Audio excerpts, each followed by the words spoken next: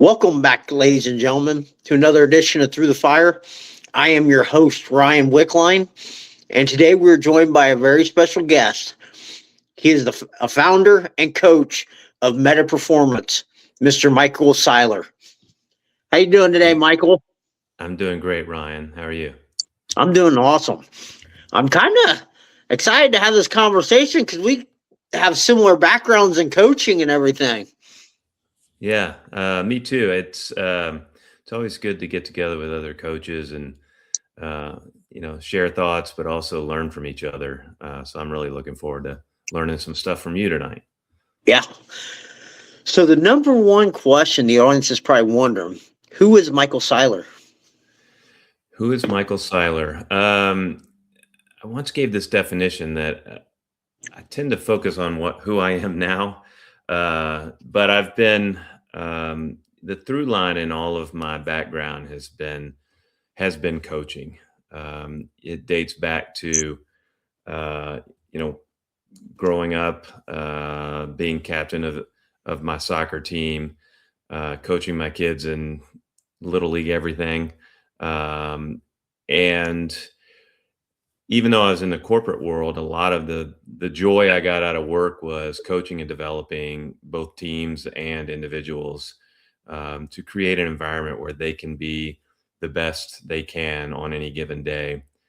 And what as I was starting to exit the corporate world, I was starting to think about, what do I want to do on this second journey? And so about 10 years ago, I started my own coaching company, um, primarily focused on working with endurance athletes, so runners, cyclists, triathletes. And about 5 years ago, my coach, because coaches need coaches, asked me. She was also had her own coaching company and said, "Hey, have you ever thought about partnering with someone?" And I said, "I have, but there's only one person I would partner with, and that's you, because our philosophies were very similar, um, both in how we view coaching, but the ways we work with people are very similar." And so 5 years ago, we started Metta Performance, and we chose the name Metta. It's a Pali word from the Buddhist tradition, which stands for loving kindness. And a lot of what we teach our folks is you have to start with treating yourself with loving kindness before you can start to extend that outward. It's the proverbial put the oxygen mask on yourself before you start to help the person next to you. And so a lot of the work we do is helping people be the best they can be in work, sport, and life. We don't seek peak performance. We're looking for sustainable high performance. So helping them develop those habits, those routines that are going to allow them to day in, day out be at the top of their game. So that's a long way to say, who is Michael Seiler? I see myself as a coach, as someone who really finds joy and is passionate in helping people achieve whatever their goal is. Yeah, I love it. So, how many partners do you have now and coaches do you have at Metta Performance? So we started with the two of us, and we quickly realized if we wanted to grow the business, we keep our athlete roster, our client roster, pretty low, because we feel it's important that folks get the most out of us as well. And I thought, even when I wasn't working in the corporate world, I have all this time, I can coach all these athletes, and I let my client roster balloon up a little bit, and I found I couldn't, even with more time, to be able to do it right. So we realized the next path was to start bringing on other coaches. And so my daughter joined us about a little over a year ago. She raced professionally as a cyclist. She's a multi-time national champion in cycling. And then we brought on a triathlete friend of mine who we've known since early 2000s, and he's on a similar trajectory of where I was. Of, hey, when I think about what I want to do after my corporate career, what is it? And he said, I love coaching, and I love what you guys are about. and we're actually working on adding a third new coach to support running. So, we do look at people who embody our ideals or our beliefs on how we want to coach. But right now we'll be up to 5 coaches Nice. over the past couple of years. Yeah, and it's great because one of the things I knew would happen when I partnered with Holly was the ability to share information. Even though we coach in very similar ways, Holly's a former professional triathlete. She knows way more about swimming than I do. So it's great to be able to turn to somebody and say, hey, my athlete's having this problem, and I've been really digging into their training and been talking to them. Can you take a look and just see if you see something that I'm missing, either through my own bias or just, I'm just not seeing it. And that's been really helpful to have someone you can lean on. So when people come to us as a company, I always tell them, I'm like, you're really getting access to 5 coaches. You're not just working with me or with Holly, because we're all, sharing best practice, helping each other out when we need it. Man, that's awesome that you guys can collaborate like that and then work together to get to help the client out the most, Yep. Yep. So do you work with other people besides just athletes? Yeah. So what we found is that there is this big intersection between work, sport, and life. And in the coaching world, typically, if you hire an executive coach, that's what they focus on. They focus on your work. If you hire an endurance coach, they're going to focus on your sport. And all those, but we don't operate that way. It's not like I go to work and I shut everything off, and then I train and I shut everything off. And so, when I'm working with a guy who's a CEO of a Fortune 100 company. So he's got a very busy work life, but he also wants to train hard. But I need to know things about his work life. Like, do you have a bunch of travel? Travel's very stressful. Do you have a big board meeting you're preparing for? Maybe we need to trim the training back this week to give you the time and keep you focused on what's important now. But if you're just talking about, hey, hit these training goals, and I don't ask you about what's going on at home, what's up with the family, how's work, I could overload you with training stress and not take into account the fact that you've got work stress and family stress and all this other stress. And so that's been our approach. And because of my corporate background, I have people that come to me who are just looking for personal or professional development. And often the questions I ask them even though we're working on, hey, I need help. I've just bought this company and I need help, developing as a leader. Great. I'm still going to ask you, well, what are you doing for exercise? How's your sleep? How's your nutrition? Because going back to the definition of meta, if you're not taking care of yourself, you can't sustain high performance. You can gut it out for a while, but it's going to catch up to you. So we're talking about all that stuff, whether I'm working with you as a professional or personal development client or as an athlete. I'm going to be talking about what's going on at work. I want to know that because maybe I need to adjust your training. Likewise, I want to know, are you taking care of yourself if I'm dealing with you on the professional side? And we find that, most of the athletes I work with also have high power jobs. And a lot of these executives I work with, are also athletes. And it gives us a common language. So for example, when people say, I'm just really stressed at work. And I say, well, think back to the training. It's like, have you taken a couple days off to recharge yourself? Are you giving yourself some space to, recharge and refocus, just like we do in training? We do a build of 3 weeks, and then we have a lower volume week to allow your body to adapt to all the stress we've put on it. So it definitely gives us a common language that we can talk when I explain things of, why they need to do these things. I think that was like the biggest ceiling I had to break through when I started transition from just working with athletes to entrepreneurs and everything. Was they're Mm-hmm. like, man, you just worked with athletes. Why are you trying to branch out? You should stay in this niche. I'm like, because what I learned here can help other people too. Oh, That's it. absolutely. It's all the same thing as trying to get the best out of them through mind, body, and spirit. Exactly.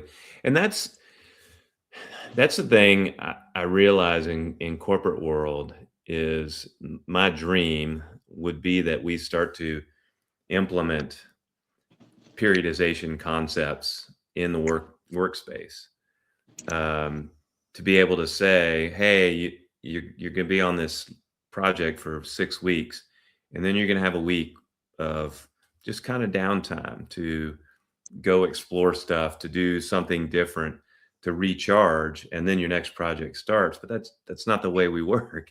We Yeah. go from project to project to project, sometimes overlapping.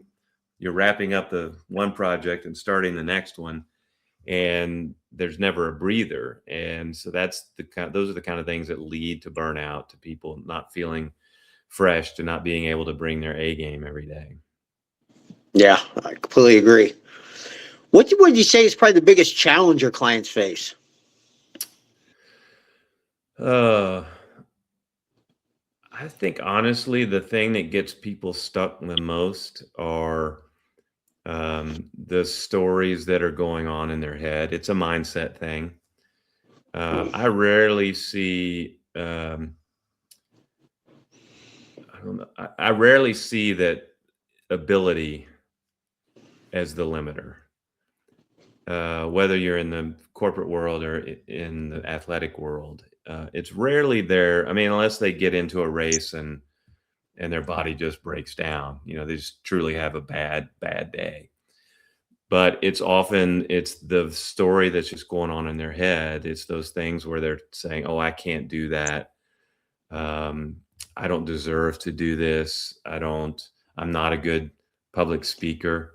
And so that mindset, if you don't deal with that story, it's just running on infinite loop in your brain, and that's the only story you're hearing. So you tend to start to believe it. And so a lot of the work I do is helping people break those stories up, start to help them develop proof points to show that, in an example, someone's stepping up in distance in running, and maybe they want to ultimately run a marathon. Well, what I would want to do is I would have them want to start, okay, let's run some 5Ks, and then we'll build up to the 10K. So you start to build these proof points of, well, just 6 weeks ago, you didn't even believe you could run a 5K. So now, let's build up to the next thing. And then you start to build these proof points, that break up that story. That's, oh, I could never run a marathon. Well, not yet, but let's start to build that resilience and build those proof points for you so that, um, you can do it. Yeah. Why do you think mindset's often overlooked by everybody in the personal development space? Um, I don't know. That's a great question. I think some people may not have the skills or may not feel comfortable having those kinds of conversations. Because I will tell you, there's times when I'm working with an athlete that the conversations can get very real, Yeah. and you have to be comfortable with that. That requires a lot of trust between you and, I mean, coaching is a trust relationship. I mean, if you don't have the trust, it's not going to work. But I think it gets uncomfortable when people start sharing really personal information. Um, but I think to get there, that's what you have to get into that sometimes, and just cl- you know let's clear that out. Let's talk about it. Um, and I also find that a lot of folks just, they say, "Oh, well, just be more positive, or just think optimistically." I'm like, "Well, that's not super helpful. Like, give me some tools I can use. I need Yeah. tools in my toolbox for Yeah. when I'm facing these things.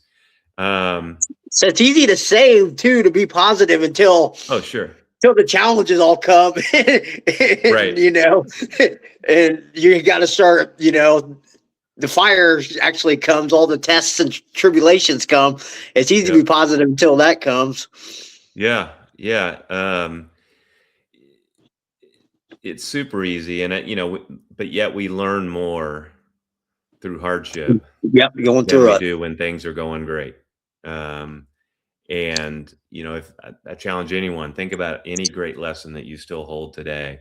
And chances are you learn that, um, you know, conquering something, overcoming adversity, overcoming some challenge. That's what cements those lessons. Yeah, I love just how you said earlier. It's like that you got to dig deep in there, because that takes me back to, like, I had some people not want to work with me because they were actually a referral, and they were talking with one of the other people I worked with. And they're like, well, you're going to dive deep into like your fears and everything holding you back. So if you're not ready to face them, like, yeah, I can't help you.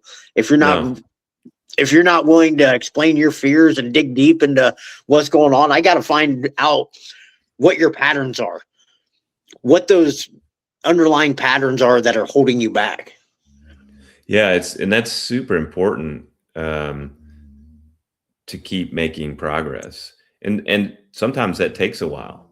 Yeah. I mean, you can work with someone and they're just cruising, and you're helping them, and then they get to that point where something, you know, hits up against one of these old stories that they've been carrying around for 20 years. And so got to go in there and let's take care of that and find out, what's causing that and what kind of tool can I help you develop? What ritual or routine can I help you develop for those types of situations? And then, practice that, and then you move on to the next one. Yeah. What tips do you have to help someone start upgrading their mindset daily? I think one of the greatest tools is, and it gets thrown about. So I'm gonna answer journaling, but let me explain what that means, because people have different impressions of journaling. Um, One of the things that's interesting about our brain, and what I do when I have folks, when I can tell they're swirling with some story in their head, is just write it down, get it on paper. And I usually tell them, just write it in story format, like you're getting ready, like you're going to read it to me. And what that does is, one, because of your brain has to slow down, to write, to basically go through the motion of writing that story. So it already starts to down regulate you. If you're worked up about, you've got race anxiety, for example, pre-race anxiety, you'll immediately, as you think about it, you'll start to upregulate, breathing up, become more shallow, more rapid. So let's write it down. That immediately slows you down. It starts the down regulation process. The other thing it does is it takes you from experiential in your head to observer. You're now looking at what you wrote, and you can start to pick it apart. And we play this game I call fact or fiction. So as you work through your story, you can literally go with uh, each sentence, each statement, and go, is that true or not?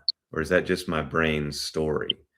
Because just like your brain made this story based on some experience you had or something someone said to you, you have the opportunity to rewrite your story and just get down to what the facts are. Once you've got the facts, now you know what you need to do. You can start to build a plan around facts. But if you're storming around in your head, you can't stop that track. And so the easiest way is to slow it down, start to go into observer mode, break it down into fact versus fiction. So I say journaling, but that can be anything from just waking up in the morning, and whether it's 5 minutes, 30 minutes, I don't care. It doesn't matter. Just starting that habit of writing things down. And then you get into that habit of being comfortable with writing your thoughts. So it becomes a tool that I'm getting ready to go into a big presentation and I can do a scan. How am I feeling? I'm a little nervous. Okay, let me break this out. What am I nervous about? I can start write this out. Oh, there's going to be, two big executives in there. Okay, what do I can start to write that story out, use the tools that I've developed to start to understand, is this a real fear I should have? If it is, how can I make it either easier or more tolerable? Can I practice? You just start to develop a plan around that. But I think the number one thing is just starting to write your thoughts down. And whatever time that is, whether it's a couple of minutes and a couple of lines, or it's, you spend a half hour documenting something that went on that day, or maybe an issue you're dealing with. And then, obviously I would put the plug in to say, work with a coach who's skilled in helping you work through those stories and help you build those tools so that my goal is I want to coach independence ultimately. So move from dependence to independence. So where they know what to do in a given situation, they're not waiting for me to tell them what to do, that they've learned enough along the way. They go, okay, I know what to do in this situation because I've practiced it 100 times. I know exactly what to do and I've got the skills and I feel confident. But journaling, I think, is a great place to start if you want to start working on your mindset. Yeah, I love that. Like that idea of, just start, because a lot of times we're scared to start and like, oh, I don't know if I can face all this. Like, just write down a little bit each day, Yeah. and eventually it'll become a habit. Yeah, absolutely. And even if that morning you wake up and you just doodle in the pad, okay, that's what was on your mind today. Or you just want to talk about the weather, great. But it's building that habit, strengthening that muscle so that when you are ready to start digging in deeper, you've already developed, you've solved half the problem, which is having a notebook and a pen ready. Yeah. Yeah. So true. What is the victim mentality? So the victim mentality is, and you've probably heard it from your clients. It's generally this feeling that, I'll use myself as an example, that I'm the victim of the actions, of the words of some external factor, that it's my real problem is I'm the victim. Everybody's out to get me. These life's out to get me. Woe is me. I'm the victim in this situation. And you start to get it, what happens in a victim mindset, you start looking for evidence to prove you're right. So the victim mindset comes about absent of any actual factual information. And you just start to tell yourself, I'm the victim here. People are out to get me. And, the biggest thing for breaking that up is starting to help them, pull apart. Is this fact or fiction? Working through, did that really happen? Is that really what they said? Or are you, putting some butter on that popcorn? But we've all heard folks like that. I would have done better in school, but that guy made me do X, Y, or Z. No, he didn't make you do anything. You chose to do that. Yeah. And someone that's using the victim mindset, it's often a way for them to lessen their personal accountability because they're shoving that off on somebody else versus saying, no, I made that decision. He or she did not make me do that or make me say that. I chose to say that. And that's hard for folks a lot of times to take on that accountability for what they did or where they are in life. And so it's easier to just say, oh, I'm the victim here. I got a raw deal in life. And some people do get raw deals in life, but it's how they respond to that, how they, learn to cope or to rise above that. That's the most important thing. Yeah. So I've encountered that a lot working with some athletes. Like when they don't perform very well, they want to blame external circumstances for why they lost. It's like, no, No. It's like, I don't care. Like, we take it. How's it? We're taking the control out of our hands when we blame like an official for why we lost. Right. It's like, Right. or this happened. It's like, no, take accountability, because then guess what? You can correct it. It's like, losses are okay. It's all stepping stones towards the greater good. Yeah. That's a great point, because I think that's what people miss is by taking accountability and really being curious. So we lost. The easy thing would be to blame the officials, to say the other team had better cleats. But if you start with curious and say, gosh, team, did we do everything we could do today? Did we execute our plan exactly like we wanted to? If no, well, great. What were the things that we missed, or what things could we have done better? Now you can start to build a plan around that. Okay, well, we need to, that was a new play we threw on the team at the last minute. We should have practiced that more, or you know, whatever it is. But you can start to build a plan. But if you're constantly diffusing it, saying, "Oh, it's the officials," well, there's nothing you can do about the officials. The officials are going to be there every game. But if you take that accountability, start with curious and say, did I do everything I could do to affect the outcome I wanted? And if the answer is no, then now you know what to work on. If the answer is yes, then you start to figure out, okay, well, what can I learn from this? Was something wrong?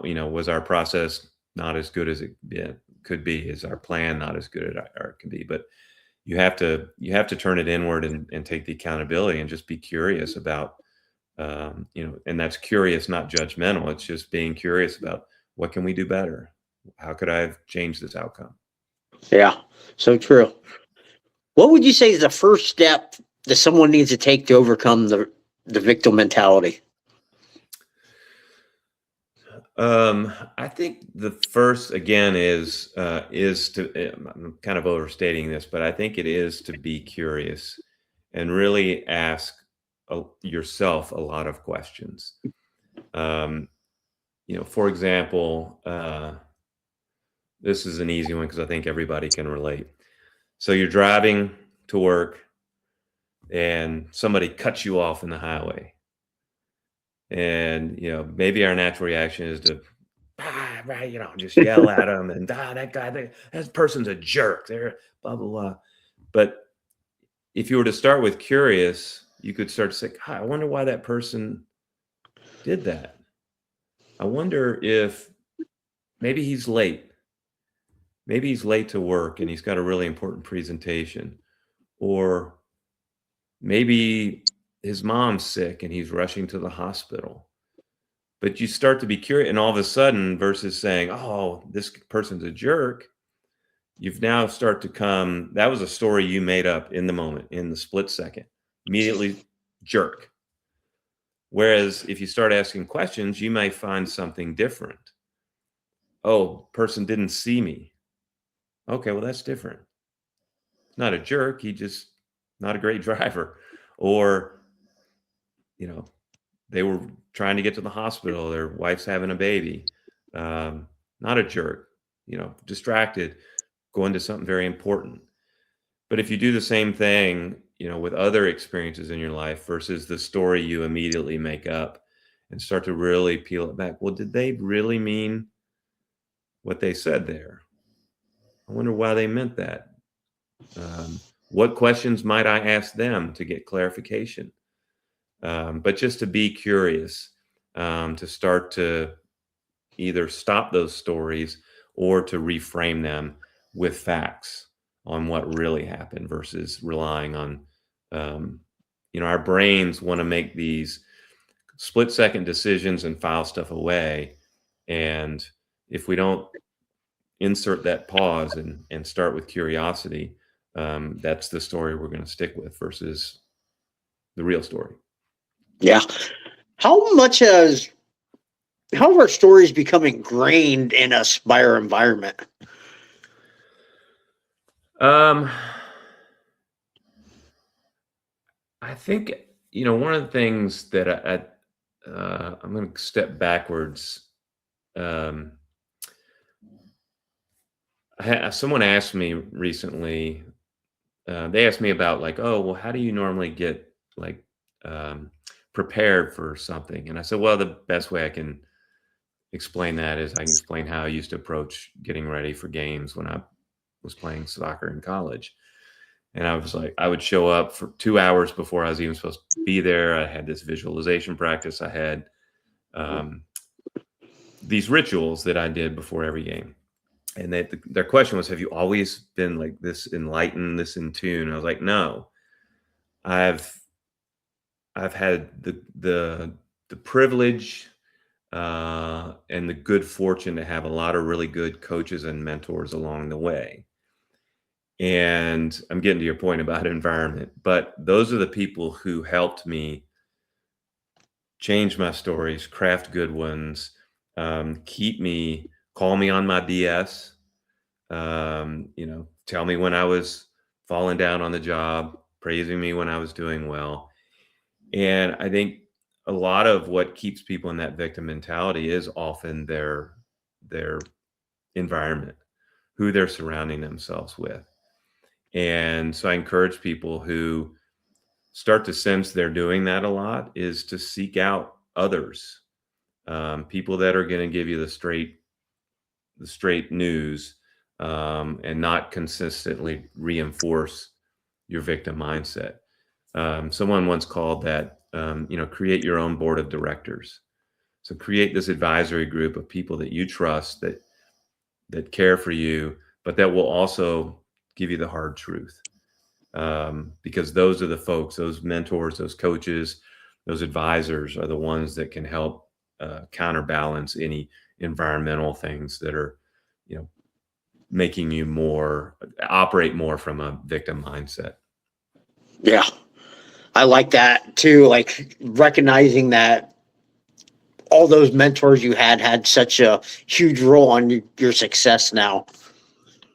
Oh, it's huge. I mean, I can go as far back as I played tennis when I was younger, and I mean, one of the greatest lessons I learned was from the tennis pro at the club we belonged to, and I mean, I could still hear his voice saying it, uh, and just again along the way, you have these people that are put in your path to help you out, to have your back, to support you, and you need to lean on those. And if you don't have those kind of people in your life, I encourage everyone to go out and find. It doesn't have to be a huge number, but two or three people who are going to support you, um, to help you get better every day and pick you up when you fall down, and sing your praises when you do well.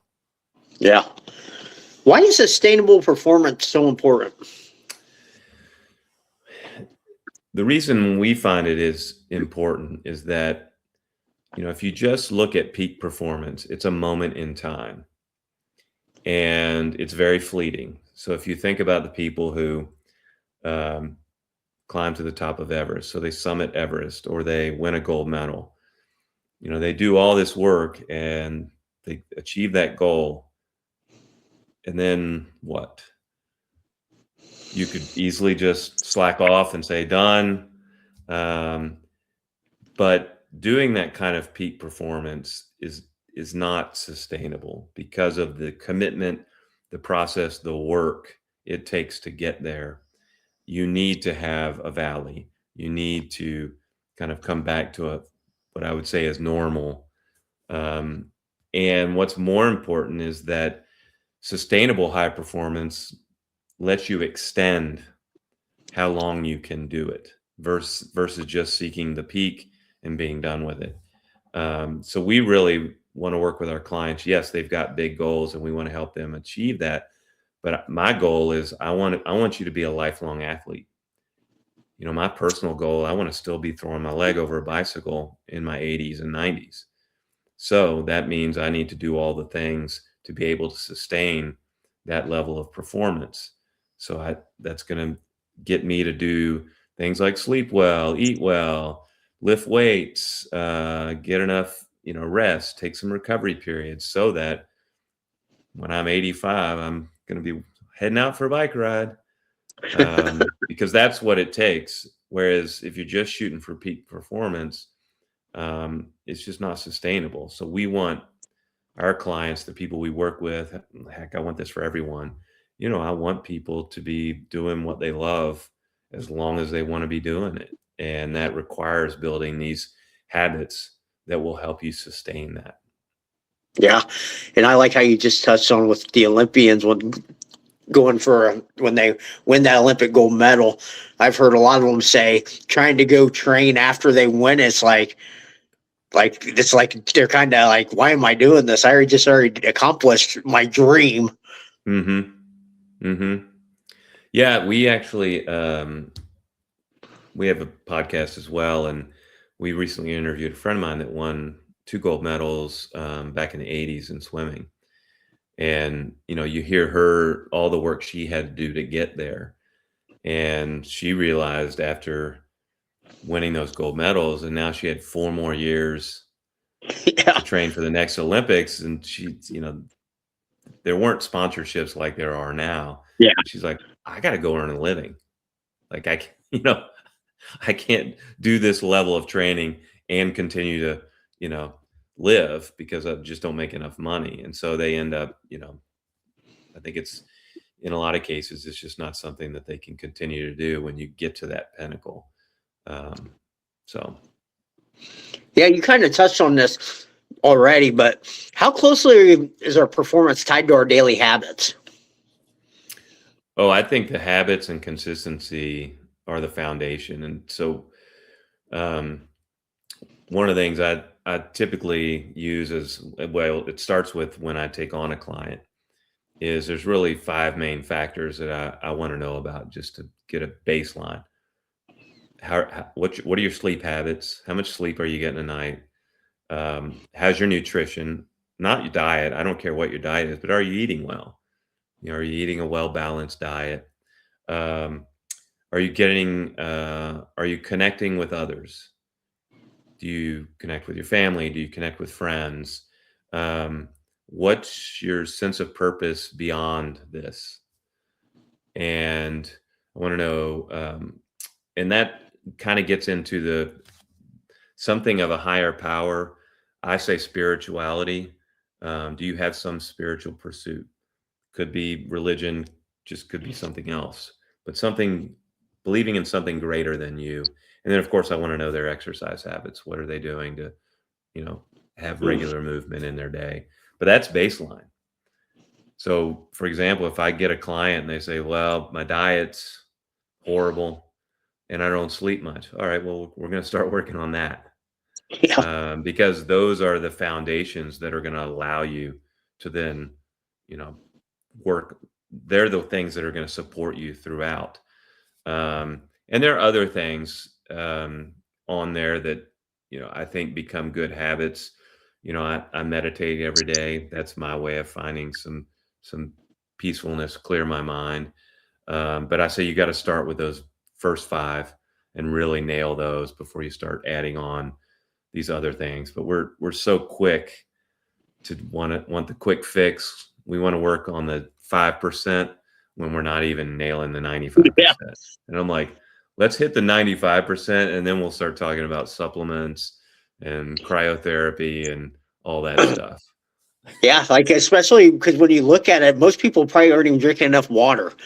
Oh, You no. know, the easiest thing you can do. And like I've talked with like some of the athletes that I've worked with, and it's like let's start there. That's Mhm. it. Before we worry about anything else, why don't we start there? Because this is something that, hey, this is an easy fix, Yep. and we can start gaining momentum from that. Yeah. Yeah. I agree. And even if you just pick one thing, like drinking water, that's a great start. That's a great habit. And then you pick up the next one. So if someone comes to me and they're, you know, nutrition's usually the toughest because it depends on, are you somebody that cooks or do you even know anything about nutrition? But let's not start, okay, I'm gonna just clear out all my shelves and throw all this food away and Yeah, start from scratch. I'm like, that's not gonna work. You know, not sustainable. no, it's not sustainable. So maybe you just say, okay, what's the simplest thing you could do today to get you towards a better nutrition? okay, I'm gonna start buying apples. I'm gonna eat an apple a day. Great. Then what's the next thing you can do once that's become a habit? And that's the approach I take with anything anytime you're trying to make behavior change, is just what's that smallest thing you can do today to get going? Because I think you mentioned this earlier about, the hardest thing is getting going sometimes. And so Yeah. let's reduce the friction and don't try to, become this nutritionist. Just pick one thing that you're going to start to incorporate into your diet that's going to help you, or sleep. I'm going to go to bed a half hour earlier. Great. It's a great start. I'm going to get up an hour earlier. Great. But what is that small thing you can do to get you on the path to where something becomes a habit, and then it becomes routine, so that you don't even have to think about it. It just happens. Yeah. How do you and Metta help others develop the sustainable performance that you're talking about? Our coaches will tell you, you do it through sets and reps. The old weightlifting maxim is, you figure out what you need to work on, you develop a plan on that, and then it's just execute on that plan to start to build, through sets and reps, building those habits, building the training. If someone were to come to me and say, I want to run a marathon. Great. I'm not going to tell them go out and run 20 miles tomorrow. I'm going to build them up so that I need to know, where are you starting from? Are you starting from the couch? Or are you an experienced runner? And we're going to start there, and then we're going to start to build towards this thing. And that's how you just incrementally start to build these habits, and tweak things and continue to improve. But it really starts with helping people get those sets and reps in, so that they can start to build those habits, start to build that resiliency that gets them towards that goal. Yeah, like it. How can people get a hold of you? A couple places. So you can go to our website, which is mettaperformance.com, and that's Metta with 2 T's, so METTA. The social channel we're most active on is Instagram, and we're at metta.performance. And then we also have a podcast called the Metta Performance Podcast, where we talk with entrepreneurs, coaches, musicians, you name it, about how they define high performance, sharing their insights, the habits they develop to sustain high performance. And you can find that on all the social media, or all the podcast channels out there. Nice. Is there anything we haven't covered that you want to talk about? I don't think so. This has been great. You've been all over the map, and so this is really good. So I can't think of anything offhand that we haven't covered. Okay. All right. Final question. What is one piece of advice you'd like to leave our listeners with about overcoming adversity? I think the biggest piece of advice, realizing that adversity is an opportunity to learn. It's an opportunity to develop a new skill, to learn more about yourself. So I would encourage folks to approach adversity as thinking about, how might this be an opportunity for me, versus what we typically do, which is, oh, this is horrible, this is bad. But take a moment, again, be curious, and start to ask, how is this potentially an opportunity for me? An opportunity to learn something new, an opportunity to help someone, an opportunity to innovate, an opportunity to grow. But start there when you have that moment of adversity. Great advice.